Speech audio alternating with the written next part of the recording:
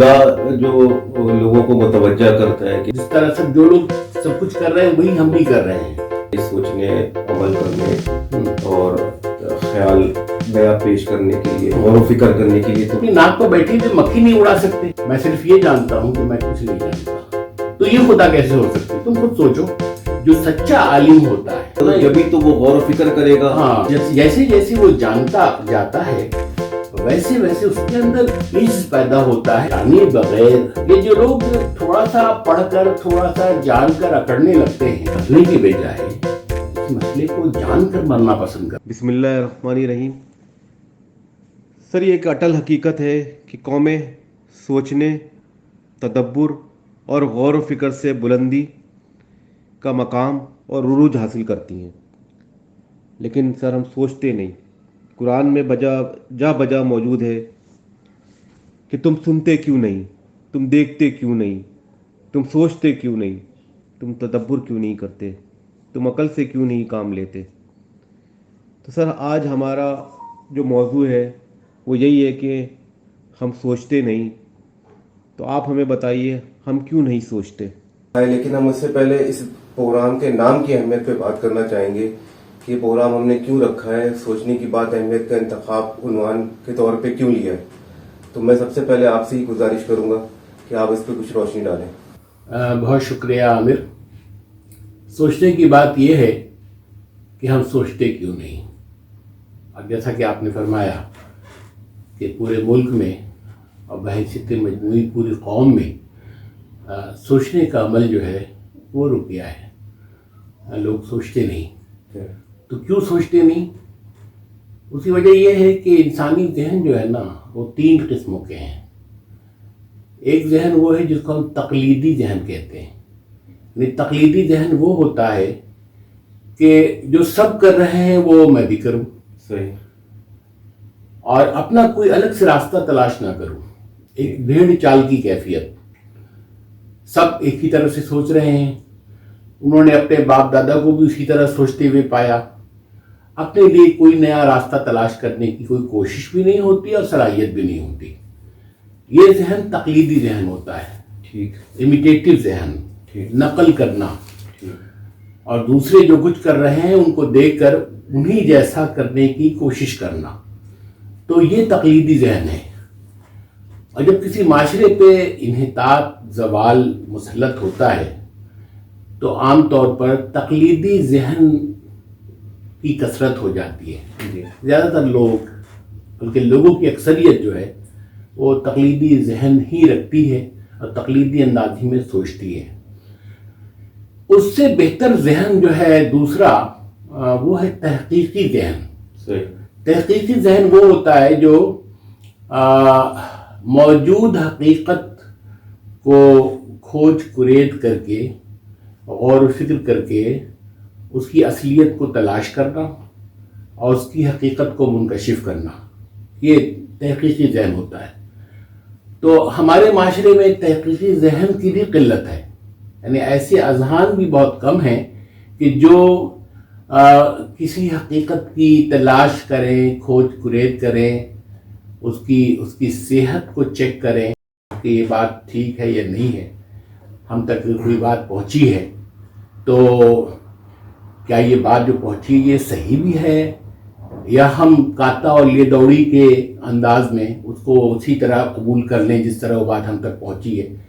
تو یہ ذہن جو ہے وہ سوچتا ہے اور کسی حقیقت کو، ان کی صحت کو پرکھتا ہے اور پرکھنے کے بعد اسے قبول کرتا ہے. یہ تحقیقی ذہن ہے.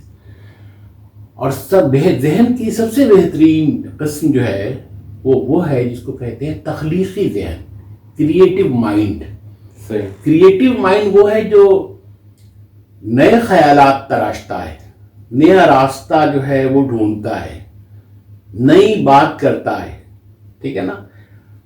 معاشرے کو ترقی کی طرف لے جانے والا ذہن یہی ہوتا ہے، تخلیقی ذہن. خدا جو لوگوں کو متوجہ کرتا ہے کہ سوچنے، عمل کرنے اور خیال نیا پیش کرنے کے لیے، غور و فکر کرنے کے لیے، تو وہ یہی ذہن. لیکن لیکن یہ خود قرآن حکیم میں تدبر کرنے پر کتنا زور دیا گیا ہے کہ سوچو، غور کرو، تدبر کرو.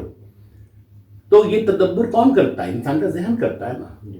اور ذہن اس وقت کرے گا جب ذہن سے یہ کام لیا جائے گا، تدبر کرنے کا کام لیا جائے گا.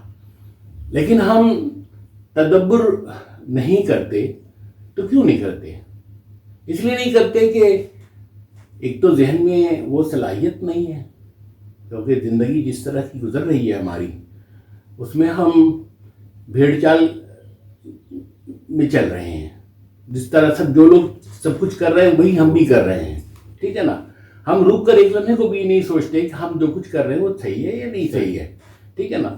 تو اس لیے جو ہے سب سے بہترین ذہن جو ہے وہ تخلیقی ذہن ہے. تخلیقی ذہن میں شعرا بھی ہیں، اس میں ادیب بھی ہیں، اس کے اندر سائنسداں بھی ہیں، اس کے اندر انجینئرز بھی ہیں، اس کے اندر فلسفی بھی ہیں، مفکر بھی ہیں. یہ سب وہ لوگ طبقے ہیں کہ جو تخلیقی ذہن رکھتے ہیں اور تخلیقی انداز میں سوچتے ہیں. یعنی وہ سوال اٹھاتے ہیں. وہ سوال اٹھاتے ہیں، سوال کا جواب تلاش کرنے کی کوشش کرتے ہیں.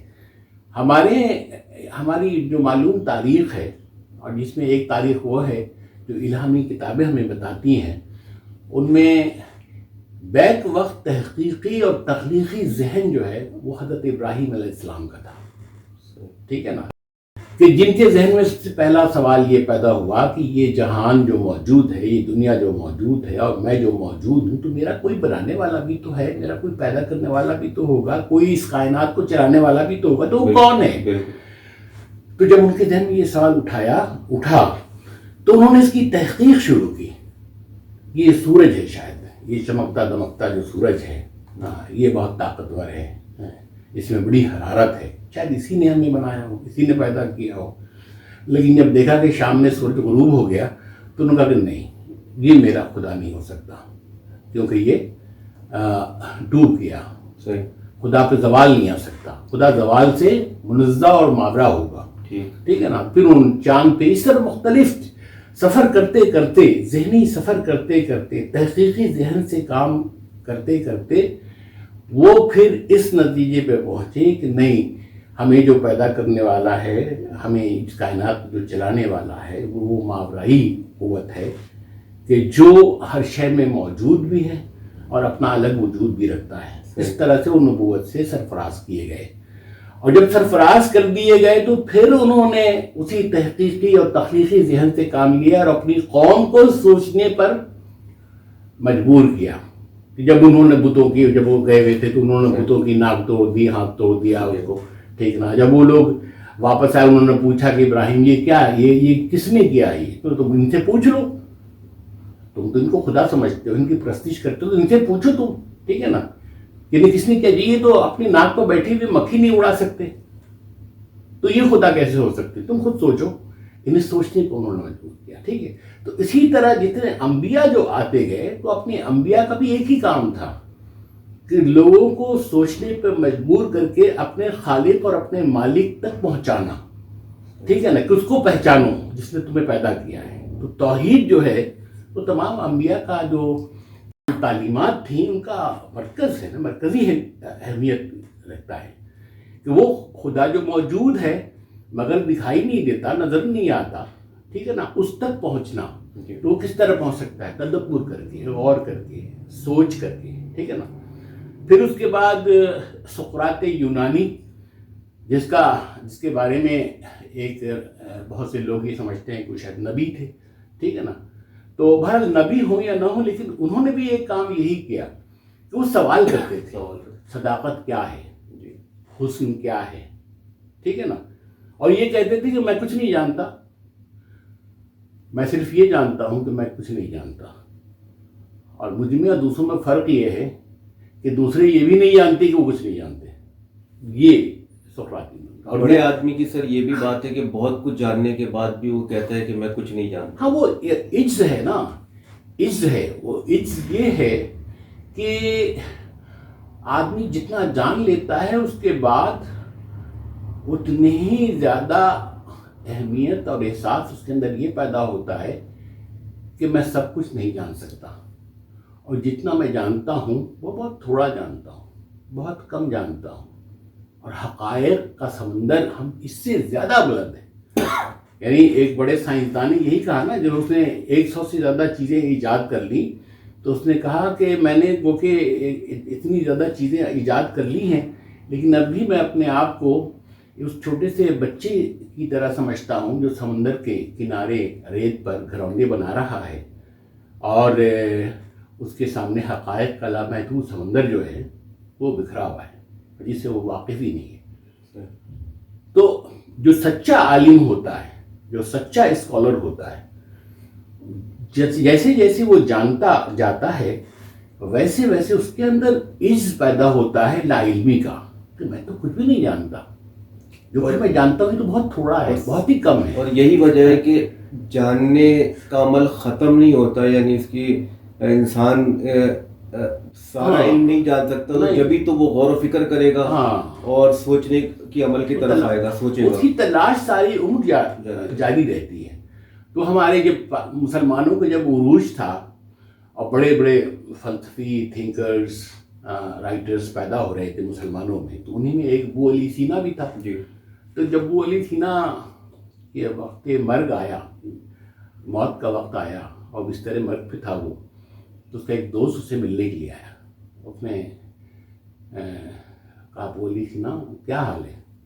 تو ابو علی سینا نے کہا کہ حال تو ٹھیک ہے، یہ بتاؤ کہ یہ جو مسئلہ ہے اس مسئلے کا، ابو علی سینا تم بستر مرگ پہ ہو اور تم ابھی بھی سوچ میں ڈوبے ہوئے ہو، اور ابھی بھی تم سوچنے پہ لگے ہوئے ہو کہ اس کی حقیقت کیا ہے، موت کو نہیں دیکھ رہے جو تمہارے سر پہ کھڑی ہے. ابو علی سینا نے کہا کہ میں اس مسئلے کو جانے بغیر مرنے کے بجائے اس مسئلے کو جان کر مرنا پسند کرتا ہوں. کیا بات ہے. تو یہی جان کر مرنا میرے لیے زیادہ طمانیت بخش ہوگا. تو یہ جو عمل ہے نا سوچنے کا، تو یہ ساری زندگی جاری رہتا ہے، سفر ختم نہیں ہوتا، کیونکہ کائنات جو ہے وہ لامحدود ہے. ٹھیک ہے نا، حقائق جو ہیں وہ لامحدود ہیں، خداوند تعالیٰ بھی لامحدود ہے. تو آدمی تو کچھ بھی، اس کی تو کوئی حیثیت نہیں ہے. یہ جو لوگ تھوڑا سا پڑھ کر تھوڑا سا جان کر اکڑنے لگتے ہیں اور تکبر میں مبتلا ہوتے ہیں اور اپنے آپ کو سمجھتے ہیں کہ وہ بہت کچھ جانتے ہیں، ٹھیک ہے نا، تو یہی ان کی جو ہے نا علمی موت کا دن ہوتا ہے، علمی موت کا دن ہوتا ہے. اس لیے آپ دیکھیے مشرق اور مغرب کے جو اسکالرس ہیں ان میں ایک بڑا فرق میں نے دیکھا ہے. مشرق کے اسکالرس جو ہیں وہ کہتے ہیں میرا خیال یہ ہے، میں یہ سمجھتا ہوں، میری رائے یہ ہے، یعنی اس میں میں زیادہ ہوتا ہے. جو مغرب کا اسکالر ہے وہ کہتا ہو سکتا ہے کہ میں غلط ہوں، لیکن میرے خیال میں یہ بات اس طرح سے ہے. ٹھیک ہے نا، یعنی پہلے اپنے عجز کا اعتراف کرتا ہے، ٹھیک ہے نا، اور اپنے آپ کو حرف آخر نہیں سمجھتا کہ میں جو کچھ کہہ رہا ہوں یہی فائنل چیز ہے، یہی فائنل اتھارٹی ہے جو میں بیان کر رہا ہوں. ٹھیک ہے نا، وہ پہلے اس پہ زور دیتا ہے کہ میری رائے غلط بھی ہو سکتی ہے، میں غلط بھی ہو سکتا ہوں، شاید آپ زیادہ بہتر سمجھ رہے ہوں مجھ سے، لیکن میں اپنی رائے آپ کے سامنے ظاہر کرتا ہوں، اس کو پھر آپ دیکھیے کہ یہ بات ٹھیک ہے کہ نہیں ٹھیک ہے. ٹھیک ہے نا، تو سوچنے اور جاننے کے عمل میں بہت زیادہ اس کی اہمیت ہے. اگر یہ ختم ہو جائے تو پھر ظاہر ہے وہ اس کی بات کی اہمیت ختم ہو جائے گی، یا اس کا بڑا پن ختم ہو جائے گا، یا تکبر آ جائے گا اس کے اندر. بالکل بالکل. نہ جاننے، یعنی شیطان کی یا ابلیس کی صفت کیا تھی؟ تکبر ہی ہے، جس نے اللہ کو ناراض کیا. تکبر کہ میں آگ سے بنا ہوں، آگ بلندی کی طرف جاتی ہے، آدم مٹی سے بنے ہیں، مٹی پستی میں رہتی ہے، اس لیے میں ان سے بلند ہوں. تو اللہ نے کہا کہ اپنے نظروں سے دور ہو جا. ٹھیک ہے نا، تو اس لیے تب تکبر کے بجائے حلم، تکبر کے بجائے عاجزی، انکسار، اس کو اپنانا چاہیے. اور جس معاشرے میں اس طرح کے ذہن موجود ہوتے ہیں جو عاجزی اور انکسار اختیار کرتے ہیں، ٹھیک ہے نا، وہ اس معاشرے کے لیے بابرکت لوگ ہوتے ہیں، ان سے دوسروں کو فائدہ پہنچتا ہے. دوسرے ان کے ذریعے سیکھتے ہیں، ان کی صحبت میں رہ کر کچھ سے کچھ ہو جاتے ہیں.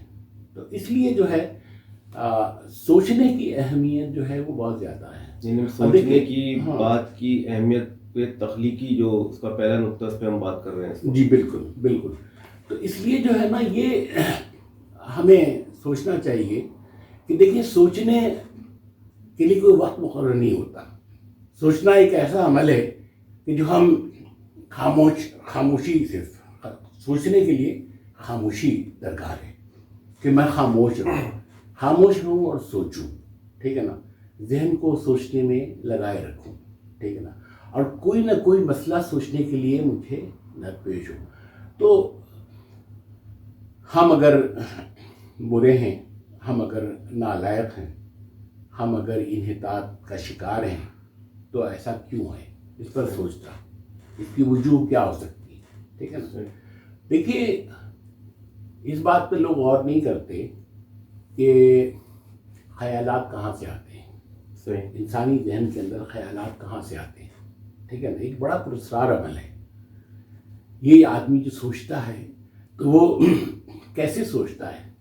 ٹھیک ہے نا، اور جب وہ سوچنا شروع کرتا ہے تو خیالات آتے چلے جاتے ہیں، خیالات آتے چلے جاتے ہیں، خیالات آتے چلے جاتے ہیں. یہ کہاں سے آتے ہیں؟ تو یہ جو ہے خیالات خداوند تعالیٰ جو ہے وہ خیالات القاء کرتا ہے انسانی ذہن کے اندر. دیکھیے نا، جس سائنسدان نے کشش ثقل کا قانون دریافت کیا، ٹھیک ہے نا، کیسے دریافت کیا؟ وہ یہی قصہ ہے نا کہ وہ باغ میں بیٹھا تھا، اس نے دیکھا کہ ایک سیب ٹوٹ کے درخت کے نیچے گرا. تو اس کے ذہن میں یہ سوال پیدا ہوا کہ یہ سیب جو ہے وہ گرا تو نیچے کیوں گرا، اوپر کیوں نہیں گیا؟ اس پر اس نے سوچنا شروع کیا. جب سوچنا شروع کیا تو اس نے کشش ثقل کا قانون دریافت کر لیا. سوال یہ ہے کہ سیب کو گرتے ہوئے تو لکھوکھا لوگوں نے دیکھا ہوگا. ٹھیک ہے، یہ سوال صرف اسی سائنسدان کے ذہن میں کیوں اٹھا، پیدا ہوا؟ اس لیے کہ وہ سوچتا تھا. اس لیے کہ وہ سوچتا تھا. اور جب وہ سوچتا تھا تو سوچنے کے انعام میں خداوند تعالیٰ نے یہ سوال اس کے ذہن میں القاء کیا کہ اس پہ سوچو کہ یہ گرا کیوں، اوپر کیوں نہیں گیا، نیچے کیوں گیا، اوپر کیوں نہیں گیا. اور جب خداوند تعالیٰ کو منظور تھا کہ انسان اس کے جو بنائے ہوئے قوانین ہیں جس سے یہ کائنات گورن ہو رہی ہے، چل رہی ہے، پھل پھول رہی ہے، تو اس کائنات کا ایک اہم قانون جو ہے اس پر القاء کیا جائے. تو یہ اس نے کشش ثقل کا قانون دریافت کیا. تو ٹھیک ہے نا، تو یہ خداوند تعالیٰ جو ہے جب آدمی سوچنے کی خواہش کرتا ہے، جب وہ سوچنا چاہتا ہے تو خیالات پھر القاء ہوتے ہیں. تو دنیا میں جتنی ایجادات ہیں، جتنے بڑے انسانی کارنامے ہیں، ٹھیک ہے نا، وہ خداوند تعالیٰ ہی کا فضل و کرم ہے. خداوند تعالیٰ اپنے علم کو خلق کرتا رہتا ہے. ٹھیک ہے نا، علم کو خلق کرتا ہے، اور جب وہ کسی علم کو خلق کرتا ہے تو اس کا ایک ذرہ انسان کو القاء کر دیتا ہے، انسان کے قلب پہ اس علم کو نازل کر دیتا ہے. اور اس طرح فکر انسانی ترقی کرتی رہتی ہے، آگے بڑھتی ہے. ٹھیک ہے نا، اور پھر نئی ایجادات، نئے خیالات، نئے تصورات انسان کے اندر لانے کی کتنی صلاحیتیں رکھی ہیں. ذہن ہے، تخیل ہے، سوچنے کی طاقت ہے. ٹھیک، اور یہ سب چیزیں جو ہیں وہ انسان کے باطن میں ہیں. ظاہر میں تو صرف جسم ہے نا، ظاہر تو صرف جسم ہے، لیکن باطن میں یہ سب چیزیں ہیں. ذہن کیا ہے؟ باطن میں ایک چھپی ہوئی حقیقت ہے. تخیل کیا ہے؟ ایک باطنی حقیقت ہے. ضمیر کیا ہے؟ ایک باطنی حقیقت ہے. تو انسان جو ہے نا عدم اور وجود کا مجموعہ ہے، اور خدا بھی عدم اور وجود ہے. ٹھیک ہے نا. تو یہ جو صحیح احادیث میں اور کتابوں میں جو آیا ہے، خدا نے انسان کو اپنی صورت پہ خلق کیا. اس کا مطلب یہ ہے کہ جو اوصاف، جو باتیں انتہائی درجے پر خداوند تعالیٰ کے اندر ہیں، ٹھیک ہے نا، جو اس نے اپنے اندر پیدا کیے ہیں ادنا ترین درجے پر وہی انسان کے اندر ہے، ٹھیک ہے نا۔ تو انسان جو خدا کا خلیفہ ہے، جسے خدا نے اپنا خلیفہ بنا کر، اپنا نائب بنا کر دنیا میں بھیجا ہے، وہ اسی لیے بھیجا ہے کہ وہ اس نے اپنی صورت پہ خلق کیا ہے انسان کو۔ اور انسانی فکر جب ترقی کرتی ہے، آگے بڑھتی ہے، معاشرہ جو ہے وہ قدیم دور سے نکل کر دور جدید میں آتا ہے، تو یہ خداوند تعالیٰ کا فضل و کرم ہے، اور خداوند تعالیٰ اس پہ خوش ہوتا ہے کہ اس نے انسان کے بارے میں جو امیدیں باندھی اس کو خلق کرنے کے بعد، ان امیدوں پہ انسان پورا اترا۔ جو اقبال نے کہا کہ یہ ٹوٹا ہوا تارا مہ کامل نہ بن جائے، ٹھیک ہے نا، کیا ہے وہ انجم سہمے جاتے ہیں کہ یہ ٹوٹا ہوا تارا مہ کامل نہ بن جائے۔ تو یہ آسمان کا ٹوٹا ہوا تارا ہے انسان، جو زمین پر آ کر آسمان تک پہنچنے کی جستجو میں لگا ہے، اور چاند تک تو پہنچ گیا ہے، ٹھیک ہے، اور سیاروں کو بھی شاید پہنچ جائے، ٹھیک ہے نا۔ تو یہ جو ہے یہ سب کیا ہے؟ یہ سب نتیجہ ہے سوچنے کا، یہ سب نتیجہ ہے علم کو ترقی دینے کا۔ اور علم کو جب تک کہ کوئی قوم علم کو اپنا ہدف اول نہیں بناتی، وہ قوم آگے نہیں بڑھ سکتی، وہ قوم آگے نہیں چل سکتی۔ دیکھیے قرآن میں یہ واقعہ آیا ہے نا کہ اللہ تعالیٰ نے حضرت آدم اور فرشتوں میں ایک کوئز کمپٹیشن کرایا، ٹھیک ہے نا، یہ مقابلہ کرایا کہ ایک سوال کیا کہ یہ ان چیزوں کے نام بتاؤ۔ فرشتوں نے کہا کہ ہمیں تو نہیں پتہ، ہمیں تو وہی معلوم ہے جو آپ نے ہمیں بتایا ہے، ٹھیک ہے نا۔ تو انہوں نے کہا کہ آدم تم بتاؤ، تو آدم نے ساری اشیاء کے نام بتا دیے، ٹھیک ہے نا۔ تو ساری اشیاء کے نام بتا دیے تو اللہ تعالیٰ نے کیا کہا کہ آدم جانتے ہیں، فرشتوں تم نہیں جانتے، تو تم اس کو سجدہ کرو، ٹھیک ہے۔ یعنی برتری کا اور تقدیس کا جو پیمانہ بنایا خداوند تعالیٰ نے، وہ علم کو بنایا کہ آدم جانتے تھے، فرشتے نہیں جانتے تھے۔ جو نہیں جانتا ہے وہ جاننے والے کو سجدہ کرے، ٹھیک ہے نا۔ تو دنیا میں بھی بالکل یہی اصول کار فرما ہے، ٹھیک ہے، کہ وہ قومیں جو جانتی ہیں، وہ قومیں جو جان کر عمل کرتی ہیں، ان قوموں کو سجدہ ریز ہونا پڑتا ہے جو نہیں جانتی، جو کم جانتی ہیں، جو تھوڑا جانتی ہیں۔ تو وہ جاننے والی قوموں کو سجدہ کرتے ہیں۔ اور ہمیشہ سے یہی تاریخ رہی ہے کہ جب مسلمان ترقی کے آسمانوں پہ تھے تو ان کے آگے دنیا سجدہ ریز تھی، ٹھیک ہے۔ جب یونانی ترقی کے آسمانوں پہ تھے، فکری ترقی، سیاسی ترقی، ٹھیک ہے نا، تو ساری دنیا ان کے آگے سجدہ ریز تھی۔ آج مغرب چونکہ سب سے زیادہ جانتا ہے، تو اس لیے وہ مشرق اس کے سامنے سجدہ ریز ہونے پہ مجبور ہے، ٹھیک ہے نا۔ اب آہستہ آہستہ مشرق ابھر رہا ہے، ٹھیک ہے نا، مشرق ابھر رہا ہے، ٹھیک ہے۔ تو جب مشرق ابھرے گا اور علم کی بنیاد پر وہ آگے بڑھے گا، تو کیا پتا کہ کل کلا کو مغرب کو اس کے آگے سجدہ ریز ہونا پڑے۔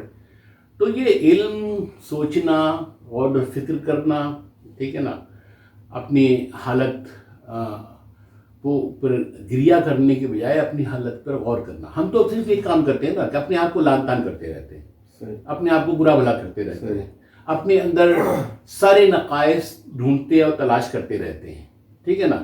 اور یہ نہیں کرتے کہ بھائی ہم اگر انحطاط زدہ ہیں تو انحطاط کی وجہ کیا ہے، اور خود انحطاط ہے کیا۔ سر میرا سوال یہی ہے آپ کے موضوع پر ہی کہ مغرب کے عروج کا راستہ اس کے سوچنے کا عمل اور علم کی وجہ سے، بے شک، تو مسلمانوں کا عروج اس وقت رہا جب وہ سوچتے تھے اور جب ان کے پاس علم تھا۔ بے شک، تو سوال یہ یہاں پہ پیدا ہوتا ہے کہ یہ راستہ ہم نے کیوں چھوڑ دیا، مشرق نے یا مسلمانوں نے کیوں چھوڑ دیا؟ اور اس کی ایک اس سے ضمنی بات ہے، جبکہ بحیثیت مسلمان قرآن ہم پر نازل ہوا، اس پورے قرآن میں جا بجا غور و فکر کرنے کا کہا گیا ہے، سوچنے کا کہا گیا ہے. ہم نہیں سوچ رہے، اس قرآن پر مغرب یا غیر مسلم سوچ رہے ہیں، اس میں سے چیزیں نکال رہے ہیں. یہ ایک آپ نے ایسا مسئلہ بتایا ہے جس کے ڈانڈے جا کر ملتے ہیں جبر و قدر سے، مسئلہ ہے جبر و قدر سے، ٹھیک ہے نا. اور وہ مسئلہ کیا ہے؟ وہ مسئلہ یہ ہے کہ خداوند تعالیٰ باری باری ہر قوم کو آگے بڑھنے کا، ترقی کرنے کا موقع دیتا ہے، ٹھیک ہے نا. ایک خاص مدت تک جب وہ قوم آگے بڑھ جاتی ہے، ترقی کر لیتی ہے، تو پھر اس کے اندر انحطاط و زوال شروع ہوتا ہے، پھر وہ پیچھے چلی جاتی ہے، اور پھر اس کے بعد دوسری قوم کو موقع ملتا ہے.